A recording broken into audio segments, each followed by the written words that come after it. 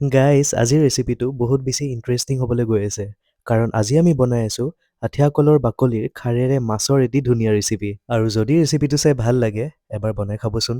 কাৰণ বহুতখিনি health benefits থকাৰ লগতে খায়ো কিন্তু ভাল পাব।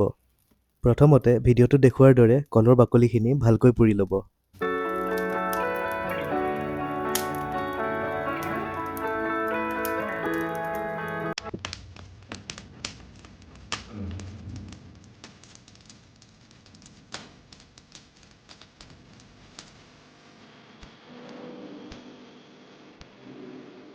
তেতিয়া ধুনীয়াকৈ বাতি এটাত পানী অকণমান লৈ পুৰি থকা কলৰ বাকলিখিনি দি দিব।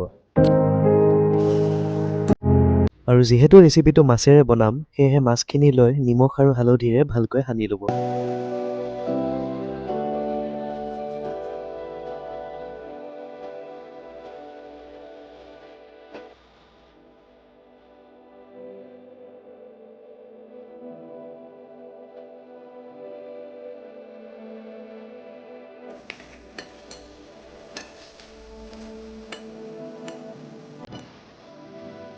তেতিয়া কেৰাহী এটাত অকণমান তেল লৈ মাছখিনি ভালকৈ ভাজি ল'ব।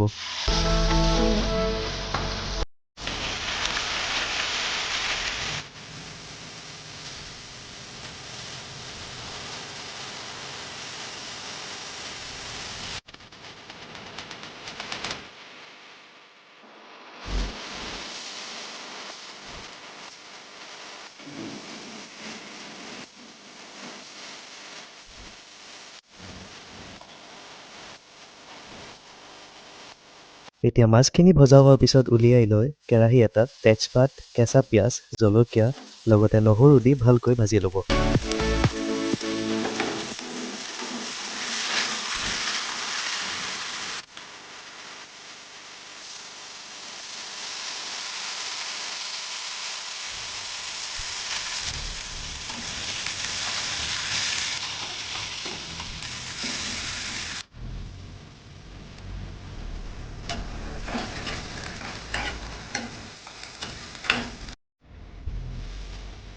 তেতিয়া প্ৰথমতে পুৰি থোৱা কলৰ বাকলিখিনি বাতি এটাত পানী অকণমান দি উলিয়াই থৈছিলে যে, সেইখিনি ভালকৈ খাৰ বনোৱাৰ বাবে চেকনি এখনত চেকি উলিয়াই ল'ব।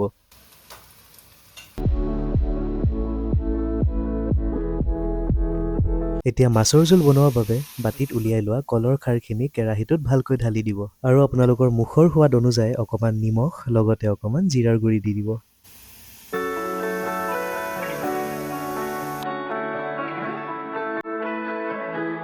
এতিয়া জোল বনোৱাৰ বাবে ভাজি থোৱা মাছখিনি ভালকৈ কেৰাহীটোত দি দিব।